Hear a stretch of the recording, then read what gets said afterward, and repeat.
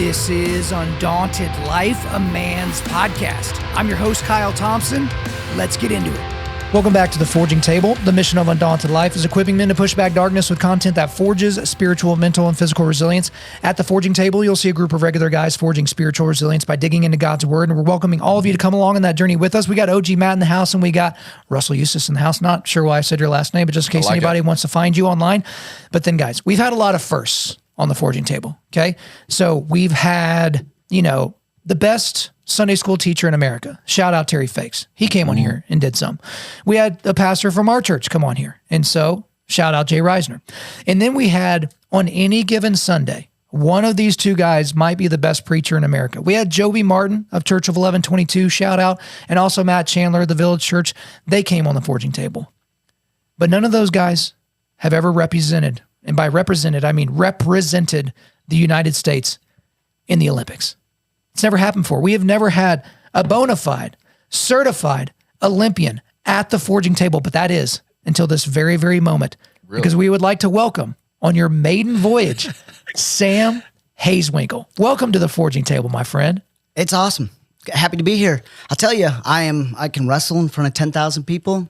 No nerves. A little nervous right now? I'll tell you what, sit at this table. Well, just remember, this is just a Bible study. Yeah, I just happen to be recording it. Like the best two pastors in America, and hey, a jock. Hey, but here's the thing. Good luck. But dude, they didn't sit in that chair. And so like Matt has all the pressure right now because he may not even be in the top 3 of people that have sat in that chair. Wow. And so, but I will say, it's probably true. Terry Fakes did sit right there where you're sitting. Yeah. And so you might get a little bit of the rub, but yeah, we're happy to have you on the show. And so part of the reason I got to tell you this, for people that have been following the show for a long time, you actually were the first in-person interview I ever did on the show. I think it was you or Ray Dorwart. So you and I went to some random studio in Edmond, downtown Edmond, and everything went wrong. Yeah, everything that could have possibly went wrong, but the recording did go wrong. But we did a long one. We did like a 2-hour long interview and all that. So guys, if you want to find that, it's Undaunted.Life /podcast/Sam Hazewinkle. You'll be able to check that one out. But the reason that I thought about you, because this is kind of how I do The Forging Table. We have kind of like a core 5 guys. That's what you're in, Matt. And then we've got a core these are the first arms I want out of the bullpen. And Russ, you're in that group. And then I've got some break glass in case of fire guys, right? And then I've got guys that I was just scouting. It's like, hey, if we need somebody to kind of come in and kind of do this whole thing, we'll make it happen. Well, this week, peek behind the curtain, this was a very, very strange week. So like Tuesday, we're recording on Friday. Like Tuesday, the guy that was supposed to be sitting in your seat, I made a mistake. And so Dagan was supposed to be doing the next, 3 weeks. So he did last week, but he's supposed to be doing these next 3 weeks. I never told him that it was his time to do it. He's like, yeah, I've got plans. I'm like, yeah, your plan should be to be here and record this, but I'm the idiot and didn't tell him. So Sam, I was like, I got to reach out to you and do this. And Russ had less than 24 hours notice because we were supposed to have one of the other guys come out of the bullpen, but we had to get you in on 24 hours notice. So shout out to that. But I say all that to come back to this. The reason why I was even putting you on the scout team that you didn't even know that you were on is because I remember when I first started going to Faith Bible and first started going to our Sunday school class, because I refused to call it an ABF. It's the dumbest thing in the world. Our Sunday school class. That's the correct way to say it. You were one of the few people that had their Bible with them at a Bible church, and it looked like you had been reading it. So you had that ESV study Bible, probably the best. If you can only buy one Bible, I would say probably buy that one from Crossway. It's a great Bible. And so it was the hardback version. So Matt's got the fancy pants version right there, Buffalo hide or whatever. But yours was like falling completely Just to make sure apart. People know I'm a Christian. Okay, yeah, that's right. Look, so we got it all right there. Boom, there it is. Tape. And it's got tape on it. And I was just like, okay, either Sam's faking it, he really has no respect for his personal property, or the guy actually reads the Bible. And so I felt pretty confident that you were available tonight, that you would kind of like work yourself in, no problem. So that's why you're here. Not just because you're Olympian. That's a cool, feather in your cap and all that, but that's the reason why you're here. I appreciate it. And you bought me a new Bible. I bring it to church so I don't look like the guy with the tape on the Bible. Yeah, I did get you. Which one was it? Same ESV study Bible. Was it the men's version, or I can't remember which one? It was Crossway. I remember that. So shout out to Crossway. We love our Crossway people. But no doubt. Matt, I heard you have a Sam Hazewinkle story. Yeah. So I've known Sam's wife, Rachel, since 2002. Sweet gal. Rachel is one of the best people I've ever met. True. Yeah, Sam's not just saying that because he has to. So I met her Also through true. a ministry that I was invited to my freshman year of college at Henderson Hills, when it used to be in a different place than it is now. And Is that the green carpet shack? Green shack carpet? Yes, that's the one. And I met her she's one of the students in there, but she was like a leader in the group too. And I remember getting to know her. She was always talking about this guy, Sam. And when girls are in high school, there's that giddiness, and it's like, oh, he's just so great, and yeah. It was, you could like even as like a young kid, I could tell that it was more than that, and there was the giddiness part of it, but the way she talked about you just being this like upstanding guy, this amazing dude who she knew she was going to spend the rest of her life with. Fast forward 22 years later. You guys are married. I just always, when Kyle told me you were going to be on there, I was like, man, I think I want to find a way to work this story in, because I've had just a massive amount of respect for you for 22 years based on that one, the way that she always talked about you. And so I just think that's just speaks to your character, and I'm just so glad you're here. And I just thought you might want to hear that story. Are you done being slobbered on? Like everyone's just giving you all these compliments. Russ, you've only known him for like 14 minutes. Would you want to just tell him how awesome you think he is? I met him at the fight night. Oh, that's right. I met him at fight night. That's right. And, That's more the story. Listen, I'm just trying to follow. I'm just trying to follow Joey's advice. Joey says we need to stop being dudes that just make fun of each other, and I want to lift people up. And so you're welcome, Joby. Is that a first? Is that a first? That is a first. Yeah. Okay, we need to get some "You're welcome, Joby" shirts. All right, we can add that to the "Sorry Joby" shirts. The number of people I walked through Church of 1122 wearing a "Sorry Joby" shirt, like they should sell those. So like, a lot of people didn't get the joke. They're just like, "Your shirt's awesome," and then I had to like go ahead and explain it.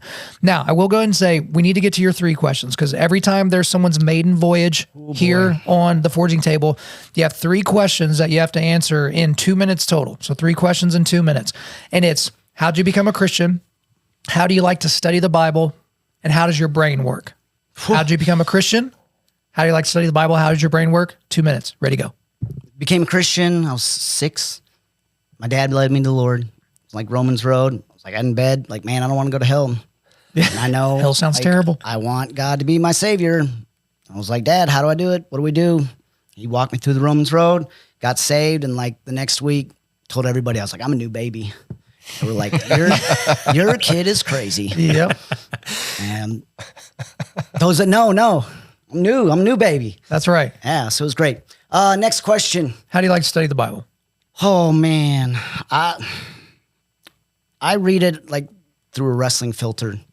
Everything, like when I'm reading this, I'm like, man, Paul's wrestling against all the persecutors, and so that's always, everything goes through that filter, and hopefully I do the opposite of that also. So when I'm wrestling, I try to think of like, what does the Bible say? How do I make that work with my wrestling and in my life?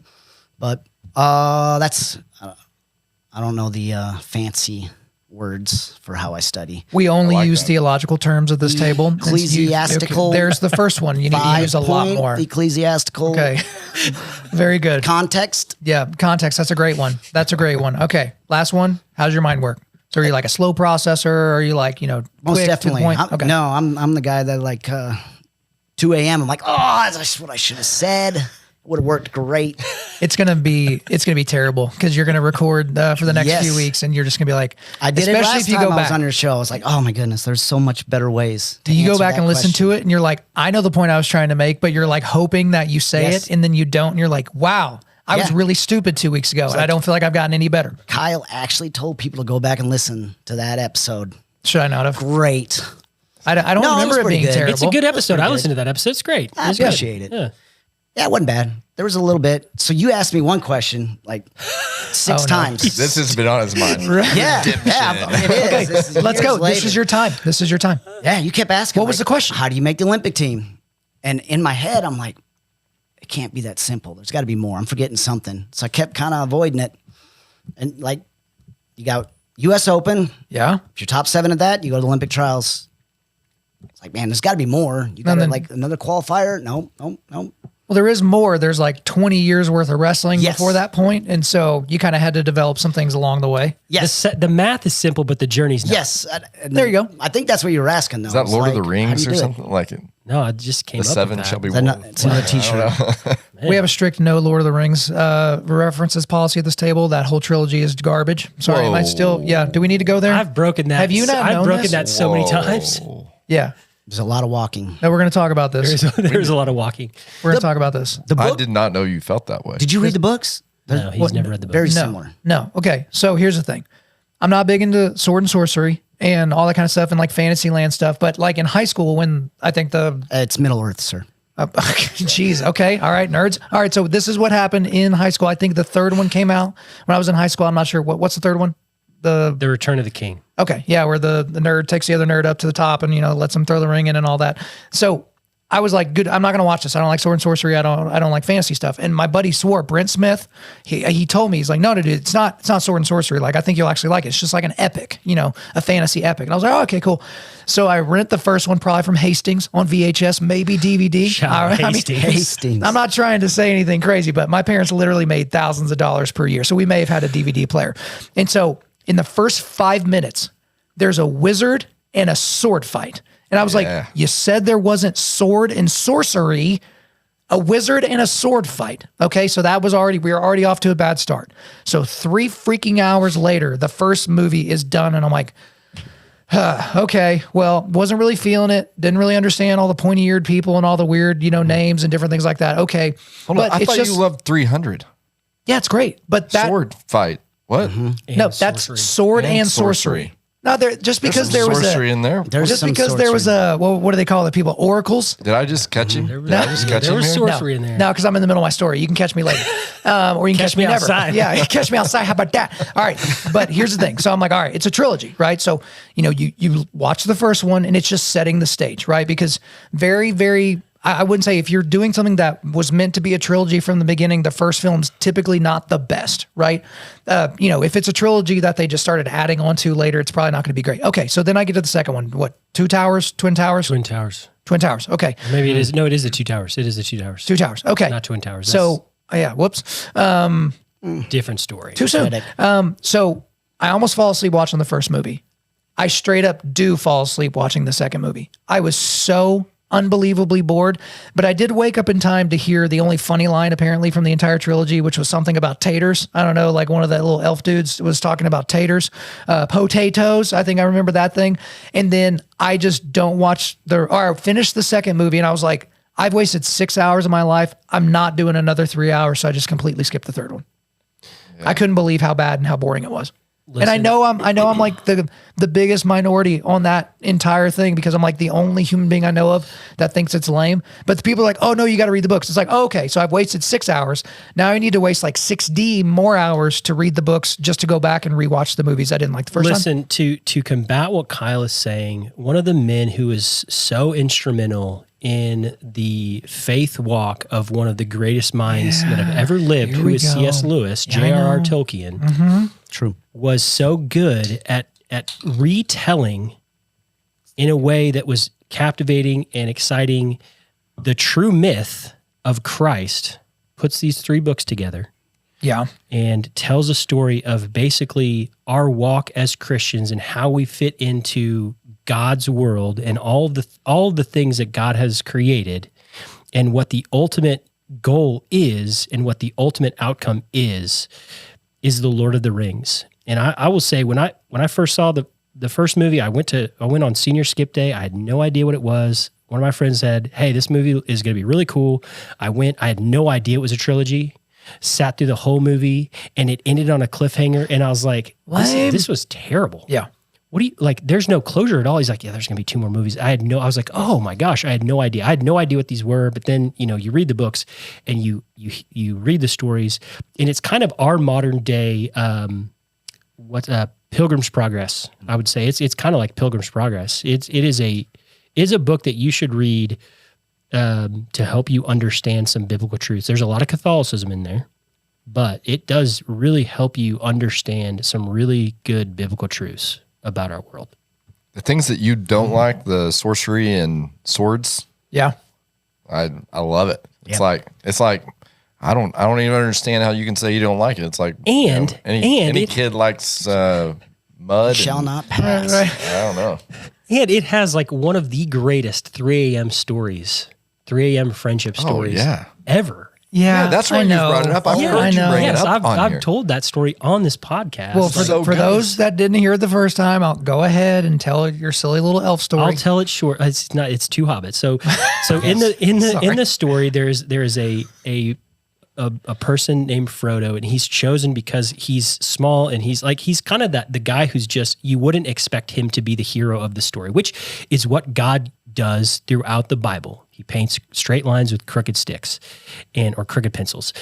So he's tasked with carrying this ring, which can be viewed as sin. It is our sin. It needs to be destroyed. Like the final judgment of sin is that sin will be destroyed. So he carries it to Mordor, which is where it will be destroyed ultimately. The main story is him and his gardener, who's his best friend named Samwise, traveling to Mordor to take this ring. Well, sin, when you are with sin and you carry sin and you hold sin and you are in sin, it has a very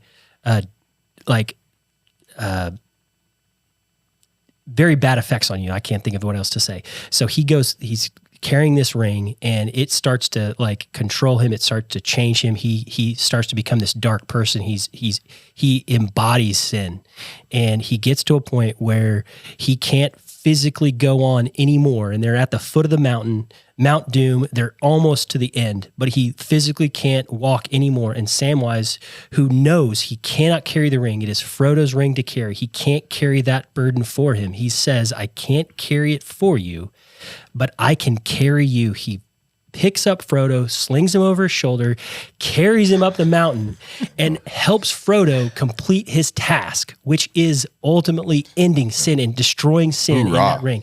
The ultimate 3 a.m. friendship test. You're welcome. So yes, you're welcome. So everyone at this table is a big Lord of the Rings fan. Big is maybe a strong word. Okay, but fan. But fan, yeah. Like you would watch it again, you would watch it with your kids. Yeah, I'm watching the new series right now. That's one of my favorite. I haven't seen that, but that's one of my favorite stories ever. Like that is just a great picture of what it is to walk with a brother or sister in Christ. Did you know that Tolkien, so a big part of his life was actually his gardener? Like he had a long... I did not know that. Yeah. And like there's so much of this story that goes back to his own life, and like whenever he was being asked to go live somewhere else, and he was like wouldn't do it or something like that, and then a big part was like he wanted that homesick feeling of what you see in the shows that the hobbits go through has something to do with it. It's worth a read. Probably. I've read some stuff on it. I can't. I get them and C.S. Lewis and all that one just like, you're all great. You're all great. Keep it coming. They need to make a movie of Screw Tape Letters. Ooh. Best book, and nowadays all the be done so easy. easy. That would be pretty good. I would love it. Interesting thing about that book. And The Great Divorce. I wouldn't mind seeing that. Yeah. Screw Tape Letters is the only book, because I'm a finisher. I did not like the second Lord of the Rings movie, but I had to finish it. Mm-hmm. There was a book I read. It was one of the summers in college, and I bought it because a buddy was reading it. It was called like The Historian or something like that. It was we read that at the same time. I remember. Okay. I remember yeah. That. So I'm gonna spoil it for everybody. It is a 600-page book. On page like 597. The entire book is about this guy trying to find Vlad Dracula, like the actual Dracula. Like he finds the guy, and in half a page he shoots him and kills him, and then the book ends. Like I literally almost went blind reading that book. Like I literally had to go to the eye doctor because I was like, I think something's wrong with my eyes because I was reading in a room with weird light and all that. Worst book I've ever read in my entire life. But Screw Tape Letters. I would agree with that. That's what happened to me last time I read at the forging table. Yeah, you kind of stroked out there for a little bit, but that's okay. I think you've got a little bit of energy boost thanks to that Jocko Go. But I will say, Screw Tape Letters is the only book that I've stopped reading in the middle of it twice. And it had nothing to do with the fact that I was not interested in the material. But for whatever reason, 2 times, once in college and once just a few years after I had graduated, I started the book and just didn't finish it. And so I don't know why that was. I don't know if maybe God was like, hey, now's not the time to get through that book because it's a heavy book. C.S. Lewis talked about how he felt like he was, again, you can't be possessed if you are in Christ, but that he felt oppressed, directly demonically oppressed when writing that book because he's having to get into the brain of a mentor demon and a mentee demon, right? Messes with you. It's almost like the Joker effect, you know?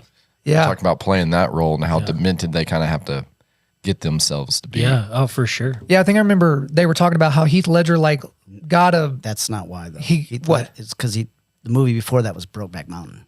Okay, maybe that had something to do with him. Similar. You know, similar. Just saying. But joke was on him. The thing with the Joker is to get ready for that role, because this was the first time Joker was going to be like psychotic and not just sadistic, right? In the Christopher Nolans, like the rumor is that he like got a crappy apartment, like a Roach Motel apartment in a horrible part of Los Angeles, and just like locked himself in a room and just tried to get into this psychotic state. And that when he was on set, it was like almost impossible to talk to him because because there's method acting. Like what's the guy who Daniel Day-Lewis is the ultimate example of method acting. So when he did that Abraham Lincoln, movie, another terrible movie, but he basically was Abraham Lincoln the entire time. Yeah. So on set, at lunch, in his trailer, he was Abraham Lincoln. It always makes apparently me think of Tropic Thunder. Which part? I don't leave character till after all the interviews. Yeah, he used Daniel Day-Lewis as inspiration for that. Yeah, part. I remember that. I think that's the first Tropic Thunder reference on the Fortune table. So Sam, you're already doing a great job. Just stop banging on the table. Thank you for that. Right? Just stop. You keep banging on the table. I get it. You're aggressive, but every time you do it, it shakes the entire planet. So we've got to stop doing that. But can we all just kind of come to the agreement that Lord of the Rings should never be watched ever again, and it should just kind of disappear from American entertainment? I don't think I could. We didn't come to that agreement. Sure, no. Cliff Note version would be great. I guess I will say, because that's not a terrible, argument that, hey, you like 300, that's got sword and sorcery, but there is sorcery in it, but it's like a 2-minute scene with an oracle. There's not sorcery throughout the entire thing, and it's just a graphic novel version of something that actually happened. As I kind of grow up and as I, have fewer opportunities to watch movies because I've got kids and, you don't really have time to sit down and watch a cinematic adventure for 2 hours. And they're all garbage now. Yeah, that certainly doesn't help. Right now, I'm either going to be watching a documentary or something that seems plausible and real that it could have happened. So that's why I like modern Westerns, Old Henry and No Country for Old Men and stuff like that, because it's like these things didn't happen, but they could. And so anything that's completely outside of the realm of possibility, fantasy, sci-fi, it's just hard for me to kind of get into it. So that might be another reason why Lord of the Rings never landed with me, and the amount of hate mail I'm going to get for that. It might be right up there with my stances on pit bulls and, just anything name them else. all right now. Name all your unpopular things. Oh, the most unpopular is going to be... How much time do we have? We might not have Well, you can all give me what you think is my most unpopular. I would say my top 3, Lord of the Rings is probably going to jump right in there. My episode on IVF pissed off a lot of people, but nothing has pissed off people more than my stance on pit bulls, that they're essentially wild animals that we shouldn't be able to own. And so what are some of the other ones that people don't like episode 4 of the podcast because of the name of episode 4? I've literally lost money because, I was booked to go and speak someplace and the elders started looking through my episodes, were like, well, we certainly did not appreciate this vulgar language, blah, blah, blah. Did you listen to the episode? It's because it's like, I think I'm talking about you in there. Yeah. But any other stances on the show that stand out as being deeply unpopular? How to go with the worship one? Oh, dude. I could see that going both ways. I had an episode where I was like, contemporary worship music is for women and effeminate men. That is the one episode where guys are like, dude, I didn't know how to say it, but I've had these thoughts my entire life. I thought something was broken in me, that I'm listening to these songs and watching these songs be sung by all these other people in a key that I can't hit. And it finally made sense. So that was not controversial, literally at all, because my audience is 95% male, typically Christian, typically conservative, typically rough around the edges. A lot of cauliflower in my audience. And so these guys were not offended by that at all. I'd say that the Pitbull one is probably the biggest. But I remember listening to that going, yeah, I agreed with most of that. And me and you have some disagreements for sure. But I was like, yeah, that's spot on. Because that's things I'm not, like, same thing with the IVF episode. Like, I've had people get really, really angry and send me horrible messages. Like people that I know personally, some good friends of mine. And I can tell in their commentary that they didn't listen to the episode. And so it's like, did you just read the name of the episode and not actually consume it?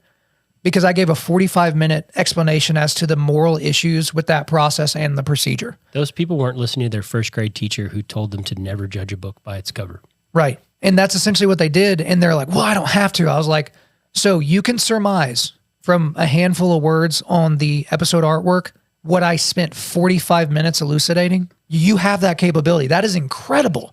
Because again, I'm not going to claim that it's going to be a mainstream opinion. Even people that are incredibly pro-life do not hold the same opinions that I do. But, I was talking to Joey about this because someone came up to him at church and was very, very angry that I did this episode and was basically like, Joey, are you gonna, no longer support him? And Joey's like, well, no, of course I'm not going to no longer support him. Why? Because we disagree? No, because I'm not 5. Right. Well, and the point that he gave to this person was like, look, you don't have to agree with everything that someone says to listen to them and get value from them. So I may come to a different opinion about IVF than Kyle does, but he's going to at least make me think about a subject matter that I didn't think long enough about, that I didn't know was morally problematic. He's at least going to make me chew on it. This kind of reminds me of what Paul is doing in Acts 21. Good segue, right? Yep. Where he's, getting past maybe the disagreements and sticking to the foundational things. And if you can, agree on the foundational things, you can do a lot of things together. So let's go ahead and pick up where we left off with that cliffhanger last week. And Sam, there's no better time than now. We're going to go ahead. And if you're not watching this on YouTube, it can always be a little awkward your first time reading. Where does the microphone go? Because you do have to speak into the microphone. We will chastise you and smash your knuckles if you don't do it right. But you're going to have to read verses 1 through 21. So this is a big section here. Oh, man. A lot of pressure. Every time you make a mistake, it's a massive deal, right? And we're all listening and watching and paying attention. But don't be nervous at the same time. Yeah. Here we go. So 22 verses 1 through 21. Brothers and fathers, hear the defense that I now make before you. And when they heard that he was addressing them in the Hebrew language, they became even more quiet. And he said, I am a Jew born in Tarsus in Cilicia. Cilicia. Thank you. There it is. But brought up in this city, educated at the feet of Gamaliel, according to the strict manner of the law of our fathers, being zealous for God, as all of you are this day. I persecuted this way to the death, binding and delivering to prison both men and women, as the high priest and the whole council of the elders can bear witness. From when I received letters to the brothers, and I journeyed toward Damascus to take those also who were there and bring them in the bonds to Jerusalem to be punished. As I was on my way and drew near to Damascus, about noon, a great light from heaven suddenly shone around me, and I fell to the ground and heard a voice saying to me, Saul, Saul, why are you persecuting me?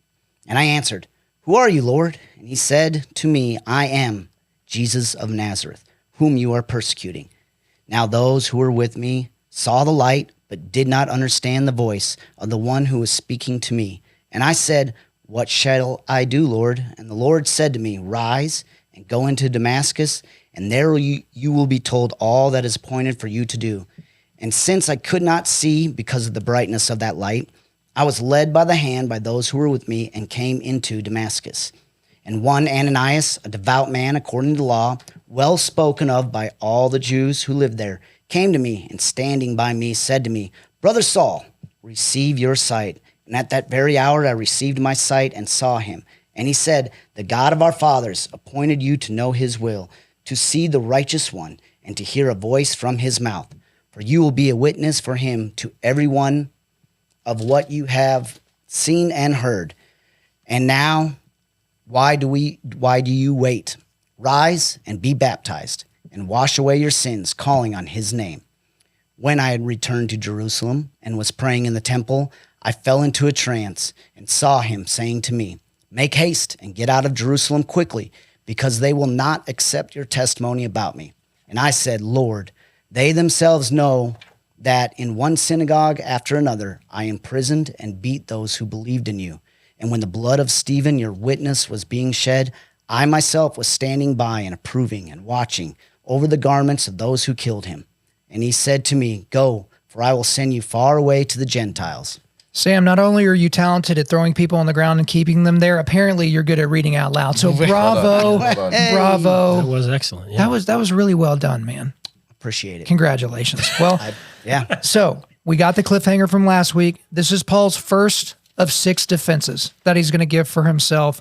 And there's a lot of things that we can dig into here. He starts out basically by saying, hey, I am a Jew. Guys, like you were basically claiming that I wasn't a Jew or I wasn't doing Jew stuff, but no, I am. And I'm almost a super Jew because I worked under Jew stuff. Yeah, Jew stuff. And he's like a super Jew because he was at the feet. He was educated by Gamaliel and he had all the bona fides to basically say, this is where we're going. And then he details his conversion.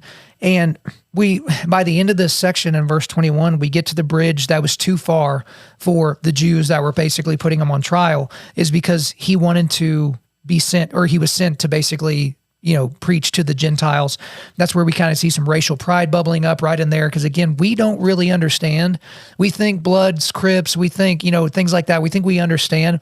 We're not able to fathom the hatred between Jews and Gentiles in the way that they were treating each other at this time. So there's a lot to discuss here. I don't want to drive. You guys figure it out. What do we want to talk about first? Well, I think he's so, Paul is just so flexible and he's just a superstar. He's speaking Greek. He stops the Roman tribute deadness tracks. Like, you speak Greek, and then he does the same thing to the Jewish people by switch to Hebrew. Let's switch to Hebrew. You don't think I'm a Jew? Here you go. I'm going to speak because I know this language, and it just shuts him up. So then he can then talk about what he's going to talk about. He's a rock star. When I think it helps us understand how important Paul was. J. Warner Wallace wrote a book. I can't remember. Oh shoot, I'll find it here in a second when one of y'all's making some commentary. But he was talking about how all the evidence around when Jesus came on the scene, it was post Roman road, right? So how hard would it have been to spread the gospel if there wasn't the Roman road God's system? Crime scene? No, it wasn't God's crime scene. He may have made the same person of interest. Person That's of right, interest. person of interest. And so it was after that time period. The Greek language was ubiquitous around this area, and then Latin was ubiquitous. And so, and there are also the translations from Hebrew into Greek, ancient Galilean Aramaic into Greek, and all these types of things. It was for a perfect time and place such as that. And Paul was the guy because he wasn't just Jewish. He was a Roman citizen. And we can see several times that he didn't buy his Roman citizenship. He didn't get it in a corrupt way. He was Roman citizen by birth, but also Jewish, but also could, obviously being Jewish, could speak Hebrew, but also spoke Greek. Yeah. And so it's like there wasn't basically a crowd he could go into, Jew or Gentile, where he couldn't, basically say, hey, here's the common ground between us right now. Let's start talking about Jesus. Yeah, he's a Roman of Romans and a Jew of Jews. Like, man. Like the perfect person to go do what he did. I just want to point out, we talked about this before, but the idea that he starts this with brothers and fathers, like his relation to them, and it kind of the brothers part relates this back. And again, in previous chapters, we've heard that there were thousands of Christ-believing Jewish people there that were in on what he was saying. And so, it is kind of strange that he's recognizing that there are some believers out there in the crowd. I think whenever he's doing that, he's making a relation to the Jewish population there, but he's also saying he's calling some of these people brothers, which makes you think that he's trying to embolden them to be like, you say you believe in Jesus, so let me tell you the story of what has really happened, which he's had to repeat several times. I mean, everywhere he goes, that's what he does, is he tells them the story, and then he says, and this is what happened to the Gentiles. Like, I need to tell you how I got here, and then what God did and where he sent me, and kind of almost like give them the story of what they've bought into. Not just the Jewish people that don't believe, but the people that do believe. Be like, this is what you're claiming to believe, and it's for them too. I just wonder how many of those people kind of backed away at that point and were like, this isn't what we signed up for. Like, we didn't know this, that. They sure didn't come to his defense, like we've said before. Like, he's just out there on his own. It's also interesting. I read this in a commentary that he starts the same way that Stephen did in his defense, right, which obviously he was there. Yeah. in a not so great way, but he starts it the exact same way that Stephen did. That's interesting. And they do the same thing. Yeah. You see that as long as they're going along, like they were actually listening to the idea of Jesus. Like they were listening to the idea of, man, maybe God did talk to him.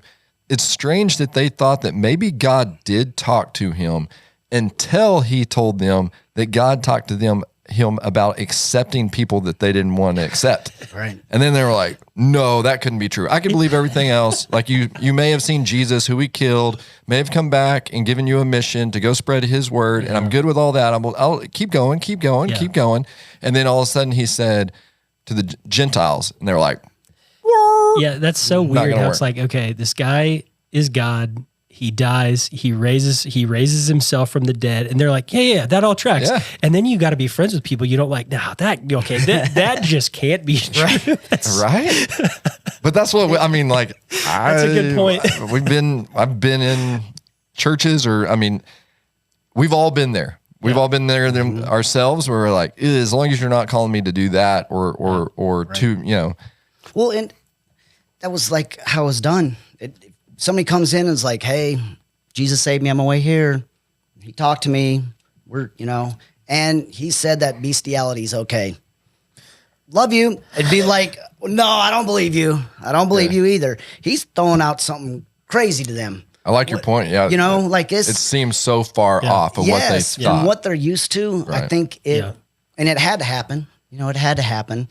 And we can see easily, but I think there was some shock there, which why I think you're right when you say, like, he's talking to him like, hey, there's some Christians out there. You're zealous just like me. I was so zealous about God that I was murdering people for him. And I'm here to tell you that's not right. And on top of that, like, we're supposed to love all the Gentiles. I just want to point out that Sam is not saying that bestiality is okay. Yes. I think that's an important clarification. Yes, let's go ahead and say that. I just want the listeners to know that's not what Sam's saying. But I think that's also important to look at. So Jim Bergen, he did during Saturated in Jacksonville. You can go back to the Church of 1122 podcast feed and go to Saturated. Jim Bergen from Flatirons Church out in Colorado.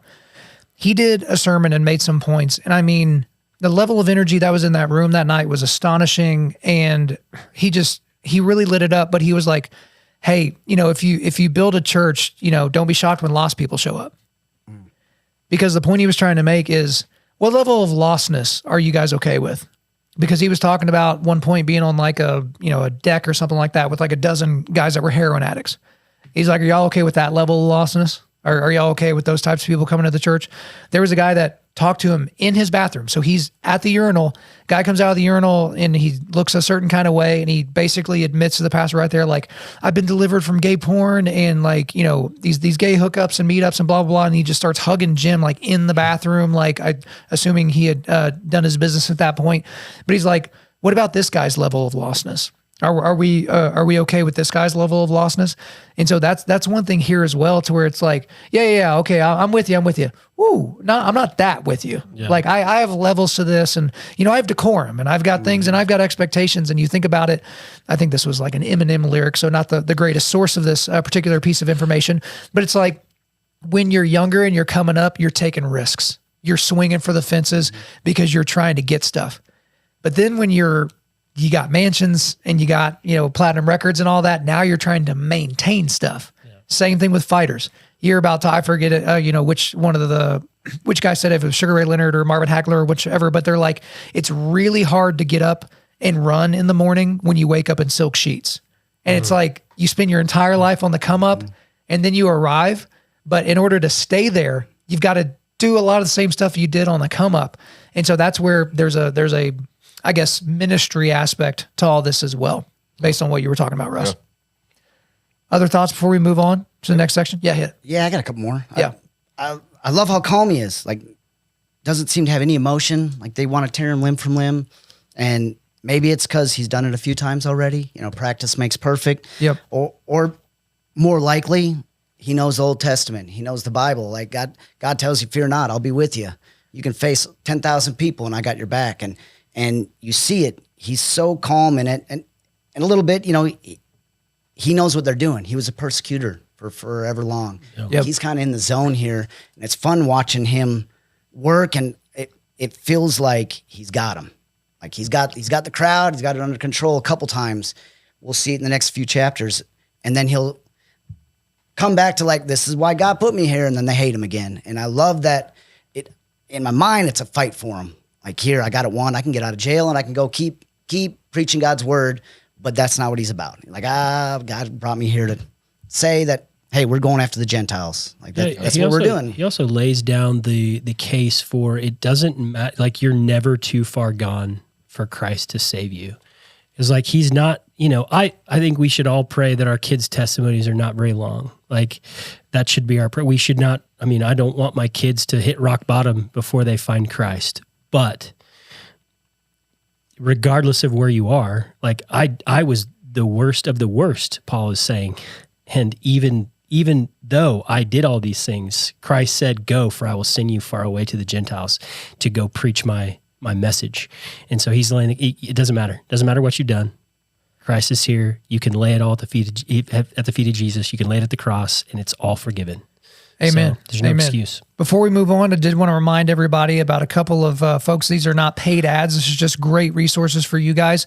So we've talked about Crossway, a lot of great. I think everything at the table right now is a Crossway Bible, including the best Bible journals on the planet. They've got the spiral bound ones now, so they will sit flat. And so if you have problems like me writing in Bibles, you can just, bleed ink all over this. And then, if you lose it, you can replace it. But Crossway, and we developed a Forging Table Starter Set. So it's 5 books. There's a great Bible in there. There's a commentary, some other great resources. You can get that entire bundle for 50% off. If you want to know how to do that, go to the show notes. Where is it? It's in the show notes. So don't send me an email. It's in the show notes. Go to the show notes and you can check out how you can get all of that at a discount. And then also the Logos Bible software. So I don't know how many of you in the audience have ever dealt with the Logos Bible software, but it is the most powerful Bible study tool on planet Earth that I know of. So if you want to just go surface level, or you want to go as deep gets, super theology land, you can do that with the Logos Bible software, but make sure you use it at a discount. So go into the show notes, the show notes, check out that link, and you can get all that at a discount. Guys, let's go ahead and hit this last section here. So Russ, I got one more on that. So reading it, I'm wondering if they're mad, the Gentiles, or mad that he talks about, he argued with God. God told him to do something. He turns around and he's like, hey, Lord, how about, I still go to Jerusalem. And God's like, nope, you don't get to. And so he's just throwing out there like, hey, and I argued with God. It's a true story. And then they're mad at him. And I love it because it brings up the wrestling story in the Bible. But as we all know, Jacob wrestled the angel and got his name changed to Israel. Israel means wrestling with God. And all the best, all the big characters in the Bible, all argue with God. David does, Paul does here. And I love that. And he's not ashamed to say it. Like, hey, I argued with God. I lost, but I argued with him. And I think that's such a big part of the Christian life is doing that, is arguing, trying to understand, there I am pounding on the table again. It's okay. But trying to understand, where God's heart is. I don't get it. Why am I not going to Jerusalem? I love Jerusalem. I want to see people saved. Why, God? Yeah. And I think that's a big part of it, that it's real quick in there, but it's in there. And I think that's a really good point, because that is a big part of our walk. And as Christians, as we're talking to people who aren't Christians, or maybe new Christians, we shouldn't shy away from some of those hard questions, because there's lots of hard questions that you bring up. And there's lots of hard questions I have now. And I think one of the things I love most about our Sunday school class, Russ, is that Terry's always talking to us about the hard things that we grapple with, and God wants us to ask questions. He wants us to wrestle. There's nothing wrong, and I think that's a great point, because that is just part of the walk of being a Christian, is wrestling with some of those really hard things, and wrestling with God. So sometimes I leave that and I'm like, oh, I that hadn't even been a problem in my mind until today. Thanks a lot, Terry. Thanks for bringing that up in my head. Okay, I've been thinking about that for 3 weeks now. But it's almost like a coach that's putting you through it in a controlled environment, because he's anticipating that at some point you're going to need to know the answer of what you believe on this. It's almost like he's wise and he's been called that a time or two. I don't know. Well, hey, Russ, let's go ahead and keep this going. Let's read 22 and let's go ahead and finish up the chapter. So 22 through 30, there's a little weird numbering convention there, but you know where to end it. Okay. Up to this word, they listened to him. Then they raised their voices and said, away with such a fellow from the earth, for he should not be allowed to live.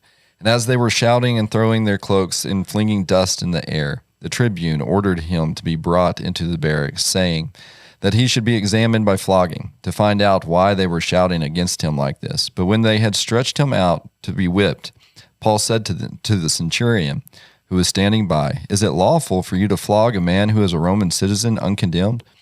When the centurion heard this, he went to the tribune and said, what are you about to do? For this man is a Roman citizen. So the tribune came and said to him, tell me, are you a Roman citizen? And he said, yes. The tribune answered, I bought this citizenship for a large sum. Paul said, but I am a citizen by birth.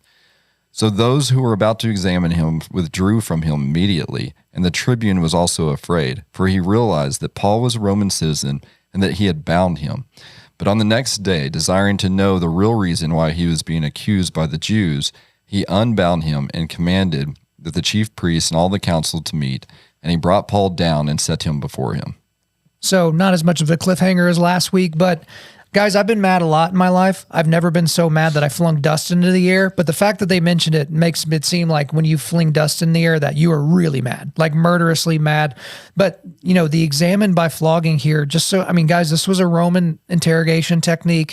It was very brutal. Like the cat of nine tails would have likely been used, and they would stretch you out to increase the level of pain that would be delivered to you. But again, we see the power of him being a Roman citizen, because one thing that I didn't know until I was digging in this week is if you claimed Roman citizenship but weren't a Roman citizen, that was a capital offense. So if you were in the middle, if you were in the middle of of some sort of issue, and then you're like, I'm a Roman, and it was found out that you weren't a Roman, you would be executed, right? And so this was a serious thing to where it's like, the power of being Roman at this time was so substantial. And Paul's ministry, again, God was in control, but Paul's ministry could have been cut short at any point along the way had he not been Roman. He couldn't have gone through the same track. He couldn't have had the different journeys. And it wasn't always, nice. We can see there's going to be some bumps certainly coming through in the next little thing here, but this saved him from an unnecessary flogging just because he was Roman. Yeah. And he saved it. He didn't start with that, which is interesting. Right. That's where I think he was enjoying it. He enjoyed the little battle. He's clever. And he wants to give the word. Yeah. Right. And I think another interesting thing that sticks out to me is that Luke wants to make clear that they were so enraged by him talking about Gentiles that they raised their voices and literally called for his death. Yep. Up to this word. Right. They listened to him, and then he said, like what you were saying, he said Gentiles, and now, okay, that's it. That was the trigger. No more. It was almost like whenever Stephen was preaching, and it said that they plugged their ears and ground their teeth, like it was just unacceptable for them to be saying the things that they were saying, and not just about the obviously between the Sadducees and the Pharisees, you had the debate about the resurrection or souls in general and angels, things like that. So there were things that were already being kind of in turmoil, but this is one thing they all agreed on. Like we can have this different belief, but not about the Gentiles. And as soon as you say that word, boom, we're lit. We're ready to go. We're throwing our stuff off. We wish we had a Paul or Saul, now Paul, sitting over here watching our cloaks. So we're about to go. There's not a ton of times where people tear their clothes off, but every time it is such a violent emotion. Even when Isaiah, isn't it Isaiah? I'm undone. He tears off his cloak when he has the vision of being in the Lord's temple. Like, it is such a violent emotion. It's just like, what beautiful, expressive language that we know that they were just so angry and so violent. Yeah, that's Isaiah 6. Yeah. I think David did it as well whenever he found out his son was going to be born or died. Yeah, it's not just mad. It's like was going to die. Violently mad. Well, and it reminded me, because I'll see these videos of kind of these man on the street things, and so you'll have these conservative firebrand type people. They'll go up to people and they'll have some sort of debate about, whether it's reparations or abortion or some sort of inflammatory topic. And there are certain people that are so intellectually fragile that the moment that someone starts presenting an opinion that is different from their own, the only way they know how to respond is not to listen, not to try to surmise truth, but is to yell or scream, or you'll see those people that will just blow whistles. You have someone trying to, hey, can we talk about this? Let's maybe reason together. And they're just yelling some sort of slogan, my body, my choice, my body, my choice, or blowing a whistle. And it's because, now, a slightly different thing here, because, if faith is a gift that we don't actually seek, but it's, a gift that God gives you, slightly different circumstances. But you do have those same people that are so intellectually dishonest and they're just fragile to a core level that they can't possibly see his position. It's because you said the trigger word. The trigger word was Gentiles. So that's it. I'm ripping my clothes and I'm throwing dust in the air. And anger is also a sign of defeat in things. So we were talking about wrestling earlier, and we have a friend that wrestles, and we'd always talk about he would get into a wrestling match, and then all of a sudden the guy he was wrestling would throw a punch. And I remember watching him one time, he threw a punch, hit him, and then this guy, Cade, he turns back and he's smiling at us, and we're like, what is up with that? And his mom like, oh, he knows right now he's in his head. Like he's living rent free in his head. And that kid was broken at that point because he could not get past anything. All you'd think about is how mad he was, that he didn't really know how to defend what he was arguing against in that fight. Yeah. He who throws dirt loses ground. Well, and I mean, and you've seen that, Sam, because you've been on the competitor side and you've been on the coaching side, and like going into a match, there are certain matches that there's such a gap in skill set between two people that it's almost worthless getting mad. But you can also tell when people are close, but one guy's supposed to win and starts to lose. He can't quite get the timing. He can't quite get the finishes. Maybe the ref gave an advantageous decision to the other guy, and they just can't maintain their composure. They just can't do it. And as a coach, you can see it immediately in certain wrestlers, and it's almost like I got to throw a Hail Mary just to get this guy's head back in the game. Yes. You got to find a way to argue with the ref to let them cool down. I'm on them all the time. Like, hey, emergency situation. Like, first thing they do is like, calm down. Then tell me what happened. Like when you're stressed out, you make mistakes. Anybody stressed out makes mistakes.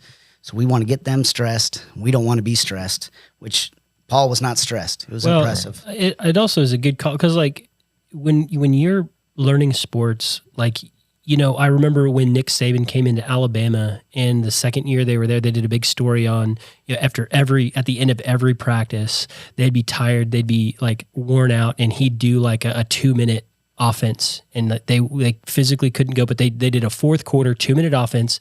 You're tired, but we want to practice these situations because when we're in the situation, you don't want to find out what you can do. You want to already know that you can do it. The Christian walk is that way too. And Paul lives out like I've been here. I know this. I'm secure in my faith, and I've walked this faith. So I know that in confidence, I can live out this situation without succumbing to the stress that is there. Cause like in any sports situation, the first time you ever see a situation that's new, if you've never practiced it, most people are going to cave. I think you're right. And every time. The way that I describe it, and I've described it a couple of times this week to some guys that I'm helping, I'm like, you need to be able to get to a point where you see a hard situation and in your head you say, I've seen me do this before. Because the thing is your brain remembers, right? And so I'm talking about me right now. I've seen me get up mornings that I was sore, tired, and beat up, and I've seen me go to my garage and lift weights. I've seen me do it. I've seen me not want to get on the Airdyne bike or not get on the pavement and run sprints or not do that last round at jiu-jitsu or something. I've seen me do it anyway, right? That last sprint, because I work out alone. So I could dog it and nobody would know except me. But I've seen me do it so many times. But if you're the guy that constantly quits, you're going to work out for an hour, but that's 30 minutes and it's probably good enough and you just leave. You've seen you do that. If you woke up and you're like, I feel like maybe I'm a little off today. I think I need to have a mental health day or something like that. I'm not super against mental health, but you've seen you pre-quit, right? And so that's the thing that I think is important for people is when, if Joby's talked about before, where when you're in crisis, what do? Do you run to God or do you run from God? Because if your MO is to run away from God, you've seen you do that before. So the next bad situation that comes up, you've seen you run away. So you're just maybe going to continue that modeling and that behavior. But if you've constantly leaned in, or you feel like the Holy Spirit's telling you to go talk to somebody and you do it, it's just like, I've seen me do this before. It just becomes old hat. So when you are presented with a situation that is different than a situation that you've dealt with before, you've seen you do something similar. Yeah. So let me take that same vim and verve and drive into that situation as I did on this, one that's maybe tangentially related. So I think that's important. You have to get to that point where it's like, I've seen me do this. Right. You have to continually practice for sure. Very good. Well, hey guys, let's go ahead and put a bow on Acts 22. But before we do that, Acts 22 next week, come back ready to dig into Acts 23. But just real quick, Sam, maiden voyage, Nicely done. Yes. You did it. Very, very well done. You know, the table is probably a little worse for wear, a few cracks in the table, but it's okay. We can get beyond that. But guys, before we let you go, we are going to do a quick resilience boost at Undaunted Life. Our mission is equipping men to push back darkness with content that forges spiritual, mental, and physical resilience. Do not forget about the Forging Table Starter Set through Crossway and the Logos Bible software. You can access how to get those deals in the show notes. And also a reminder, we have a donation link there. We are a donation-based ministry. If you want to see us continue to get this content into the ears of men all over the globe, hop on board and be a monthly donor. Thank you for listening to this podcast. Wherever you're listening to this, please subscribe, rate, and leave us a positive 5-star review. If you want me to come speak live at your event or on your podcast, just shoot me an email to info@undaunted.life. That's info@undaunted.life. Follow us on Instagram and like us on Facebook, and check out our website for everything else, including how to donate to keep more content like this coming your way. Just go to www.undaunted.life. And as always, we want to thank the band Holy Name for allowing us to use their music for our content. The music on this podcast is their song Perpetua, which is off their self-titled debut album on Face Down Records. The links are in the description. I'm your host, Kyle Thompson. Remember, keep pushing back darkness, keep forging spiritual, mental, and physical resilience, keep seeking the Lion of Judah.